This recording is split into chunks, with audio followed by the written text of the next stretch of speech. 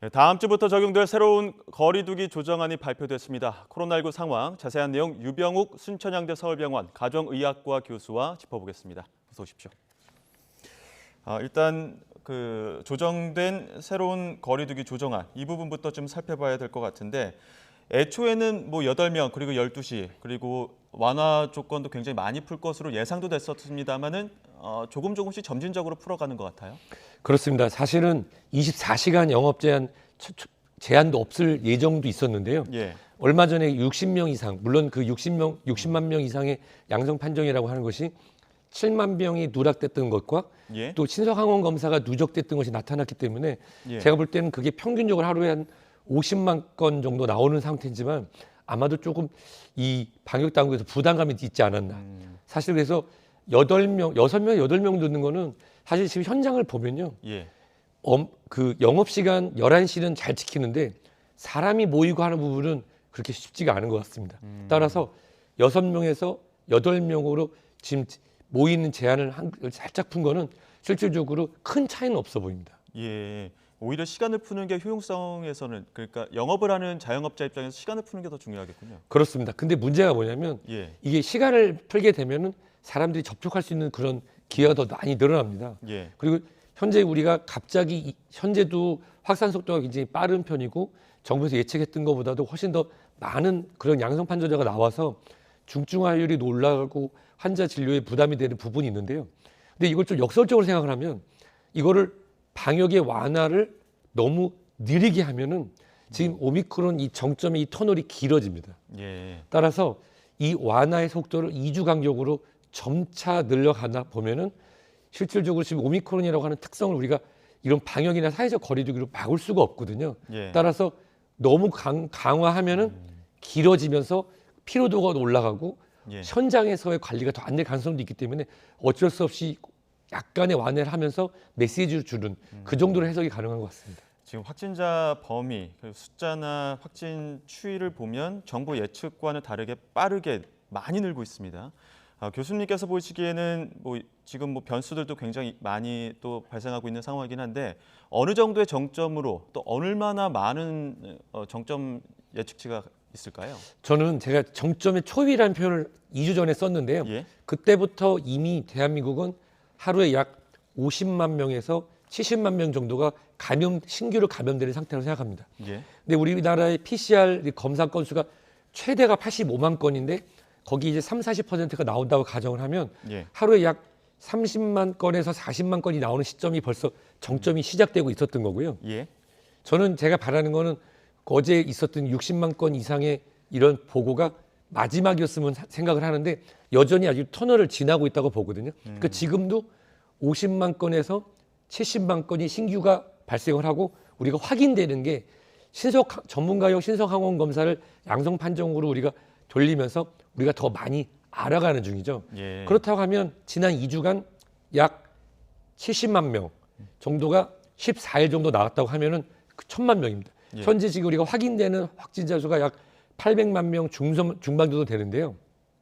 우리가 예측을 할 때 또 다른 일주일이 지나고 그 일주일 사이에 약 500만, 즉 1,500만 명이 찬다. 실제로 제가 말씀드리는 거는 실제 상황을 말씀드리는 거고 예. 우리가 확인되는 거는 약 1,000에서 1,100만 명 정도가 되는 시점, 즉 다음 주 금요일, 토요일 정도 되면은 터널의 끝부분을 지나가면서 조금씩 줄어드는 패턴을 보일 가능성이 높습니다. 예. 요즘 확진되는 확진자 추이를 좀 보게 되면은 자가 진단 키트로 양성이 나왔는데 PCR을 받거나 신속 항원을 받으면 확진자로 격리를 해야 되니까 아예 그냥 일주일 참자 이른바 샤이 오미크론이 굉장히 사례가 많아지고 있습니다. 이 부분에 대해서는 어떤 대책이 필요하다고 보십니까? 사실 딱한 대책은 없습니다. 예. 이거는 진짜 국민 건강을 위한 개개인의 양심에 맡기는 법밖에 없는데요. 사실 근데 내가 오늘 하루 일을 안 하면 생계가 어렵다.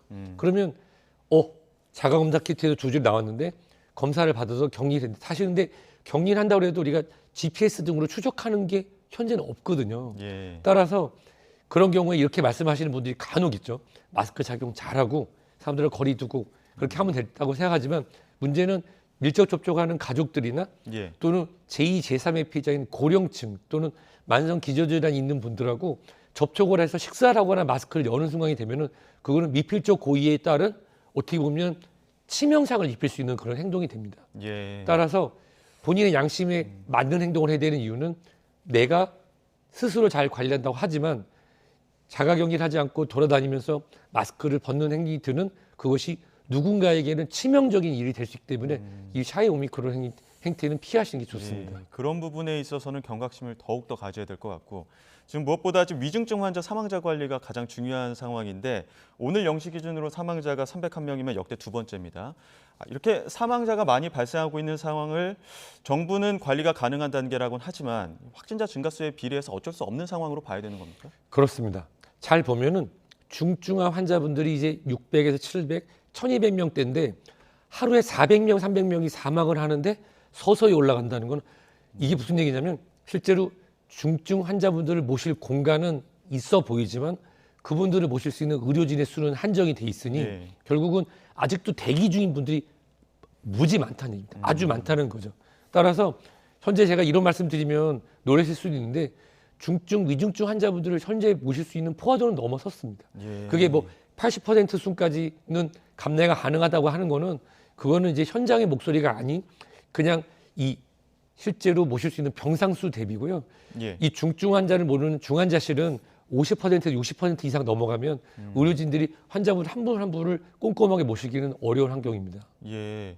그 중환자 병상은 그렇지만 지금 위중증 병상 지역별로 살펴보면 광주는 벌써 98%라고 하고 비수도권 73%. 이미 말씀하신 것처럼 사실상 위험 신호다 이렇게 봐야 되는 겁니까? 사실상 실제로 환자분을 우리가 중증 환자분들을 중환자실, 예. 뭐 에크모라든지 기타 여러 가지 환자분들 모실 수 있는 적어도 최소한 뭐 고압 산소 치료를 통해서 환자분에게 충분한 산소를 해야 되는 그런 공간적인 부분과 그걸 또 모실 수 있는 의료진이 이미 한계에 다다른 것 같습니다. 다음 주에 뭐 정점에 달하고 감소세로 좀 떨어진다고 하는데 그 이후부터는 조금씩 그 위중증 환자를 관리할 수 있는 병상 체계도 좀 안정권에 들 수 있다 이렇게 조심스럽지만 전망해 볼 수 있는 겁니까? 이게 좀 역설적인데요. 예. 돌아가셔서 비는 겁니다. 예. 왜냐하면 그 중증으로 호흡기로 오신 분들은 굉장히 장기간 입원을 하셔서 모셔야 되거든요. 예. 따라서 그렇게 병상이 빈다는 거는 그분들은 어쩔 수 없이 돌아가시는 분들이 생기고 거기에 대한 부분이 마치 통계적으로 좀 역설적이죠. 병상이 비어 보이니까 감내할 수 있는 영장이 올라가는 것처럼 보이는 착시고 터널이 저는 다음 주 금요일 토요일부터 이제 터널을 지나가서 조금씩 감소할 거로 보는데요. 예. 하지만 중증화 환자분들은 그 이후로 한 2주간은 계속 증가해서 올라갈 겁니다. 예, 그렇기 때문에 더욱더 아직까지는 더 조심해야 되는 상황인데 이 치명률을 좀 살펴보면 중증화율 치명률, 그러니까 지난 2월이 1월 대비 많이 떨어졌다 이렇게 하는 정부 분석들도 있는데 전문가들 사이에서는 아직까지는 치명률을 그렇게 다룰 때가 아니다 이렇게 또 이거는 지적을 잘못된 통계의 착시 현상입니다. 예. 예를 들어서 1월 달은 하루에 10만 명만 나와도 놀랐는데 요즘은 뭐 4, 50만 명, 예. 즉 분모가 워낙 커졌기 때문에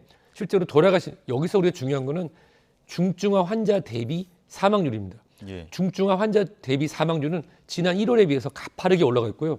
정말로 높은 수준이기 때문에 예. 전체 우리 확진자 N수를 바탕으로 하는 치명률은 현재는 의미가 없고 중증화 환자 대비 사망률을 봤을 때 현재 상황은 위중한 것 같습니다. 아직까지는 위중한 상황인데 이 부분도 좀 살펴봐야 될 것 같습니다. 지금 오미크론 변이 감염자가 그러니까 증상이 나타나고 최장 8일 정도는 감염이 그러니까 바이러스를 퍼뜨릴 수 있다 이런 분석들도 나오고 있거든요. 이러다 보니까 현재 7일까지 격리가 어떻게 보면은 격리 이후에 바이러스를 또 전이할 수 있는 그런 상황이 벌어지는 거 아니냐 이런 부분 어떻습니까? 가능성은 충분히 있습니다. 근데 오미크론 변이가 기존에 우리가 알고 있던 델타 또는 베타 바이러스랑 다른 거는 3일에서 5일치에 그 바이러스가 많이 배출되다가 감소되는 패턴을 보이는데요. 예. 그게 어떤 분들은 14일까지도 갈 수가 있는 게 사실입니다. 그렇다고 하면은 자가격리 기간이 기존에 2주에서 일주일 줄인 거는 예. 현재 만약에 예전의 기준대로 해서 오미크론 변이를 대응을 하면은 지금 우리나라의 대중교통이라든지 의료시설은 아마 마비 상태가 됐을 겁니다. 예. 어떻게 보면 사회적 필요에 따라서 이게 줄어드는 거고요. 그래서 이렇게 말씀을 드리고 있어요. 대부분의 우리 오미크론 착진된 분들에게 감염이 되시고 격리 해제가 되면은 증상이 없더라도 가까운 병원, 큰 병원 가실 필요 없어요. 꼭 폐사진은 찍어 보십시오. 그래서 혹시 본인도 모르고 있는 기관점이 있는지에 대해서 확인하시고 당신께도 치료를 받고 그리고 격리 해제 7일부터 3일 더 총 열흘째까지는 마스크 착용은 잘 하시고요. 예. 외부에서 다른 분들하고 차를 마시거나 식사를 하는 등 대면하는 장소를 피하실 거를 권고해드리고 싶습니다. 예, 격리가 끝났다고 많이 뭐 이동을 많이 하거나 이럴 게 아니라 마스크 쓰고 더욱더 어떤 방역 지침을 좀 잘 지켜야 되는 그런 상황인 것 같습니다. 지금까지 유병욱 순천향대 서울병원 가정의학부와 교수와 코로나19 상황 짚어봤습니다. 오늘 말씀 고맙습니다.